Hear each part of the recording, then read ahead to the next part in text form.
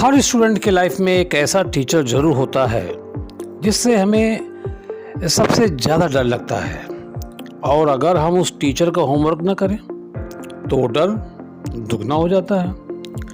ऐसे में स्कूल जाने का तो मन बिल्कुल भी नहीं करता, बस ऐसा ही लगता है जैसे कि भाई कहीं छुप जाओ, स्कूल ना जाओ बस।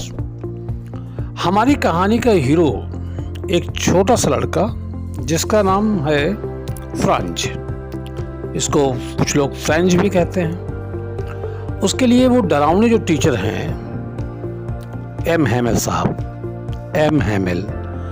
और आज फ्रांज की हालत भी कुछ ऐसी ही थी, क्योंकि उसने भी अपना होमवर्क नहीं किया था। हेलो एवरीवन, मैं हूं ओम प्रकाश और हम क्लास 12th का पहला और सबसे यादगार चैप्टर पढ़ेंगे जिसका टाइटल है the last lesson by Alphonse Daudet. इनके दिल को छू लेने वाली कहानी है, इनको हम सुनेंगे। ये कहानी फ्रांज के उस दिन की है जो एक आम दिन की तरह शुरू होता है और उसकी जिंदगी का सबसे इंपॉर्टेंट दिन बन जाता है। Let's get started. तो उस समय फ्रांज स्कूल के लिए बहुत लेट हो गया था और उसे एम हैमेल से डांट पड़ने का बहुत डर लग रहा था। क्यों? क्योंकि एम हैमेल ने कहा था कि वो पार्टिसिपल्स पर क्वेश्चन करेंगे, क्वेश्चन पूछेंगे, और बेचारे फ्रांज को तो पार्टिसिपल्स का ABCD भी नहीं आता था। फ्रांज का स्कूल जाने का बिल्कुल भी मन नहीं कर रहा था। उसने तो सोच लिया था कि क्यों ना स्कूल छोड़कर पूरा दिन बाहर ही बिताया जाए, और वैसे भी इतना सुहावना जो दिन था, इतना सुहाना, इतना खूबसूरत था कि दिल करता था कि बस उस पल में खो जाया जाए। स्कूल कौन जाएगा?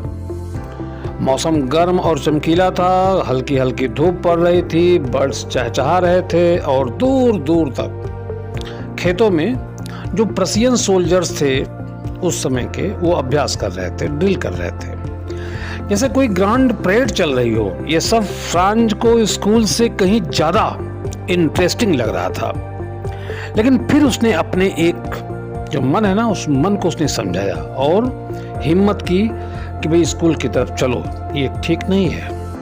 उसके लिए तो एक साधारण सा दिन लग रहा था उसको, पर उसे क्या पता था कि ये दिन उसके ज़िंदगी का रुख ही बदल देगा। रास्ते में जब फ्रांज टाउन हॉल के पास से गुजरा तो उसने देखा कि बुलेटिन बोर्ड के सामने भीड़ लगी हुई है। वो बड़ा सा कोई बोर्ड था जहां 2 साल से सिर्फ बुरी चीज़ें ही चिपकती आ रही थी।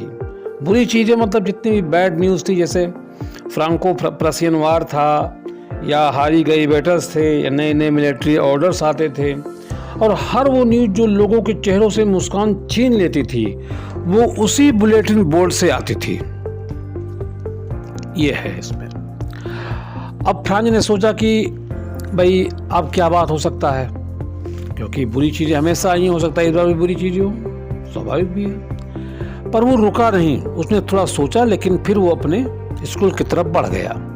जब फ्रांज स्कूल के कंपाउंड में पहुंचा तो वो हैरान रह गया। वहाँ एक अजीब सी शांति थी। हमेशा तो स्कूल शुरू होने से पहले काफ़ी शोर शराबा होता था, जैसे डेस्क के खिसकने की आवाज़ें आती थी, बच्चों के एक साथ लेसन रिपीट करने का शोर आता था जो गली तक सुनाई देता था। पर आज हर जगह शांति थी, बिल्कुल संडे मॉर्निंग जैसे, मानो स्कूल की छुट्टी हो। फ्रांज को ये खामोशी थोड़ी अजीब लगी थी, बेचैन कर रही थी। उसे ऐसा लग रहा था कि आज तो कुछ अलग है, today is something different. Franz डरते डरते श्वास रोककर क्लास के अंदर गया। उसके अंदर एक ही डर था कि अब तो एम हैमेल की जोर से डांट पड़ेगी। वे टीचर ने कहा था सुनेंगे, लेकिन उसे एक सरप्राइज मिलता है। क्या? एम हैमेल ने उसे गुस्से से देखने के बजाय बड़े प्यार से कहा, जल्दी से अपने जगह पे आ जाओ लिटिल फ्रांज, हम तो तुम्हारे बिना ही शुरू करने जा रहे थे। फ्रांज हैरान रह गया कि सर को अचानक ये क्या हो गया। फ्रांज जल्दी से अपने सीट पर बैठ गया। जैसे जैसे उसका डर थोड़ा कम हुआ, उसने आसपास देखना शुरू किया और तब उसकी नज़र गई एम हैमेल पर, टीचर पर अपने, जो फ्रांसीसी भाषा पढ़ाते थे। आज उन्होंने अपने स्पेशल ओकेजन वाले कपड़े पहने हुए थे। उनका ग्रीन कोट, फ्रिल्ड शर्ट, मतलब झलकौआदार शर्ट, फ्रिल्ड झालरदार शर्ट और एक छोटी सी ब्लैक सिल्क कैप थी। सब कुछ बहुत सुंदर लग रहा था। फ्रांज ने सोचा कि सर तो ऐसे कपड़े सिर्फ प्राइज डे या इंस्पेक्शन के दिन पहनते हैं, पर आज क्यों? आज तो ऐसा कुछ है ही नहीं। और फिर फ्रांज की नजर गई क्लास के पीछे और उसका मुंह खुला रह गया। क्या देखा उसने? वो बेंचेज जो हमेशा खाली रहती थीं, आज वहाँ गांव के बड़े बड़े लोग बैठे थे, बिल्कुल शांत जैसे स्टूडेंट हो। कौन कौन बैठा था? Old Hauser, farmer mayor, postmaster, सब वहाँ बैठे थे। उनके चेहरे बहुत उदास लग रहे थे और उनकी आंखों में गहरी उदासी थी, जैसे वो कुछ कहना चाहते हो पर कह नहीं पा रहे हो। फ्रांज की कुछ समझ में नहीं आ रहा था कि आखिर ये सब हो क्या रहा है भाई, आज सब इतना अलग क्यों लग रहा है। फिर एम हैमेल अपने कुर्सी पर बैठे और अपनी गंभीर लेकिन प्यार भरी आवाज में उन्होंने वो शब्द कहे जो फ्रांज की पूरी दुनिया हिला दिया। क्या कहा? My children, this is the last lesson I shell give you. Franz के लिए बात बिजली की तरह थी, जैसे अचानक उसके सिर पर एक थंडर क्लैप हो गया हो। वो हक्का बक्का रह गया। फिर एम हैमेल ने बताया कि बर्लिन से ऑर्डर आया है कि अब से अल्सेस और लोरेन के जितने भी स्कूल्स हैं, जितने भी जिले के स्कूल्स हैं, उनमें सिर्फ और सिर्फ जर्मनी पढ़ाई जाएगी। कल से एक नया मास्टर आएगा और आज तुम्हारा आखिरी फ्रेंच लेसन है। और तब सब कुछ फ्रेंच को समझ आ गया था कि जो खबर उसने बुलेटिन बोर्ड के पास देखी थी वो यही थी। इसलिए एम हैमेल ने आज अपने स्पेशल कपड़े पहने थे और इसलिए गांव के बूढ़े लोग ये पीछे शांति से बैठे थे। और वो सब इसलिए आए थे कि एम हैमेल की 40 साल की मेहनत और ईमानदारी को और अपनी प्यारी फ्रांसीसी भाषा को आखिरी बार रिस्पेक्ट और शुक्रिया कह सकें। यह सब महसूस करते ही फ्रेंच के दिल में गहरा पछतावा पैदा हो गया। उसने सोचा क्या कि मेरा आखिरी फ्रेंच लेसन है, मुझे तो ठीक से लिखना भी नहीं आता। अब उसे लग रहा था कि इतने सालों से वो पढ़ाई से भागता रहा। वो अब सबसे बड़ी गलती थी, वो किताबों जो उसे बोरिंग करती थी, उसको बेकार लगती थी, लेकिन अब वो उसे सबसे प्यारी लग रही थी, जैसे वो उसके पुराने और अच्छे दोस्त हो जिन्हें वो कभी खोना नहीं चाहता था। और एम हैमेल जो हमेशा स्ट्रिक्ट रहते थे, जिनसे वो हमेशा डरता था, आज वो बहुत ही प्यारे और समझदार टीचर लग रहे थे। उनका वो लोहे का डंडा, आयरन रूलर, उनकी डांट, वो सब कुछ भूल गया।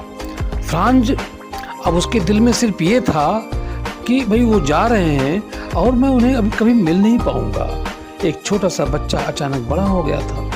उसे समझ में आ गया था कि भाषा सिर्फ वर्ड्स, शब्द नहीं होती, वो हमारा पहचान, हमारा गौरव होती है। और जब वो छिन जाती है तो सिर्फ पछतावा रह जाता है। उस दिन एम हैमेल ने हर चीज इतनी पेशेंस से पढ़ाई, जैसे कि वो जाने से पहले वो अपना सारा का सारा ज्ञान, अपनी सारी नॉलेज उनके दिमाग में, बच्चों के दिमाग में, जो भी वहाँ बैठे थे उनके दिमाग में भर देना चाहते हो।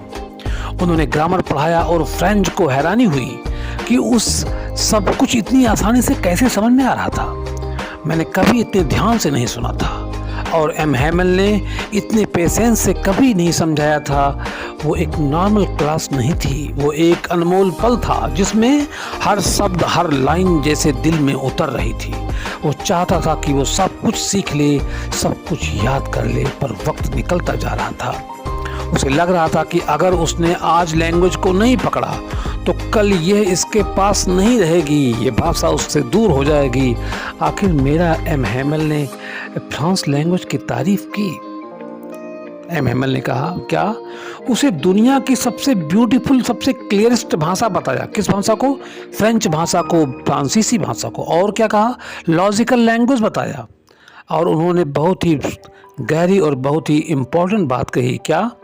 When a people are enslaved as long as they hold fast their language, it is as if they had the key to their prison. कितनी बड़ी बात है स्टूडेंट्स। जब तक लोग अपनी भाषा को मजबूती से पकड़े रहते हैं, तब तक उनके पास अपनी जेल की चाबी होती है। कहने का मतलब यह है कि किसी कम्युनिटी के ऊपर अगर कोई कब्जा कर लेता है या कब्जा हो जाता है, लेकिन वो लोग अपनी भाषा को नहीं छोड़ते हैं, तो ऐसा होता है जैसे उनके पास अपनी जिंदगी की जेल की चाबी थी। भाषा सिर्फ शब्दों का जोड़ा नहीं होती, वो होती है आपकी सोच, आपकी संस्कृति, आपकी विचार। और अगर आप अपने भाषा को संभाल कर रखते हैं तो कोई भी आपसे आपकी आज़ादी नहीं छीन सकता। देखो, दरअसल क्या था, फ्रांस युद्ध हार गया था और आप जानते हैं फ्रांस का युद्ध जर्मनी से, प्रसिया से चल रहा था उस समय। पोलैंड जर्मनी मिलकर के प्रसिया हुआ करते थे उस समय, और उसके ऊपर प्रूसिया का कब्जा हो गया था। इसलिए इनके ऊपर जब जोर जबरदस्ती करके जर्मन भाषा पढ़ाया जा रहा था। इसलिए एम हैमेल ने यही कहा था कि जब तक आप अपनी भाषा को जिंदा रखते हो तब तक आपके पास अपने जेल की चाबी होती है, और जब आप अपनी भाषा को संभाल के रखते हैं तो दुनिया की कोई ताकत आपकी आज़ादी आपसे नहीं छीन सकती। आगे फ्रांस देखता है कि छत पर कबूतर धीरे धीरे गुटर गो कर रहे थे। फ्रांस ने उन्हें देखा और मासूमियत से सोचा, will they make them sing in Germany even the pigeons? क्या ये लोग कबूतरों को भी जर्मनी में ही बुलवाएंगे, जर्मनी में गाना गवाएंगे, मजबूर करेंगे गाना गाने को? एक बच्चे का ये सवाल प्रूसिया के जुल्म की पूरी कहानी बयान कर रहा था। किस तरह से जुल्म ढाया जा रहा था फ्रांस के ऊपर, मुख्य रूप से 2 जिलों में, अल्सेस और लोरेन में। और फिर चर्च के घड़ी ने 12 बजाया, एंजल्स प्रेयर बेल बजती है। उसी वक्त प्रसियन सोल्जर्स की आवाज़ आती है, उनके आने की आवाज़ आती है वापस। हैमेल अपने चेयर से उठते हैं, उनका चेहरा एकदम पीला पड़ा हुआ था, वो बहुत लंबे और गर्व से भरे लग रहे थे। उन्होंने कुछ कहना चाहा, माय फ्रेंड्स, पर उनका गला भर गया। इमोशंस ने उन्हें जकड़ लिया, वो फिर बोल ही नहीं पाए। फिर तो ब्लैक बोर्ड की तरफ मुड़े, चाक का एक छोटा टुकड़ा उठाया और अपनी पूरी ताकत से जितना बड़ा वो लिख सकते थे उन्होंने लिखा, विवे ला फ्रांस, वायु ला फ्रांस। इसका मतलब होता है लॉन्ग लिव फ्रांस। फिर वो रुके, अपना सिर ब्लैक बोर्ड से टिका लिया और बिना कुछ कहे हाथ से इशारा किया, school is dismissed, you may go now, the last lesson was over. पर उसका जो सबक था जिंदगी भर के लिए था। माय स्टूडेंट्स, लास्ट लेसन एक कहानी नहीं है, ये एक एहसास है। ये हमें याद दिलाती है कि हम अपने चीज़ों की आज़ादी थी। अपने जुबान की वैल्यू तभी समझते हैं जब वो हमसे छीनने वाली होती है। ये कहानी है एक टीचर की जिन्होंने अपनी आखिरी लेसन में सिर्फ ग्रामर नहीं बल्कि देश प्रेम और सेल्फ रिस्पेक्ट का सबसे बड़ा लेसन पढ़ाया। ये कहानी है एक बच्चे की जिससे एक ही दिन में पछतावे से लेकर प्यार तक का लंबा सफ़र तय किया। तो स्टूडेंट्स, अपनी भाषा से प्यार करना चाहिए हम लोगों को, क्योंकि यही है आपकी पहचान, हमारी पहचान, और यही है आपकी आज़ादी, हमारी आज़ादी की चाबी। उम्मीद है आपको ये लेसन पसंद आया होगा। Thank you very much.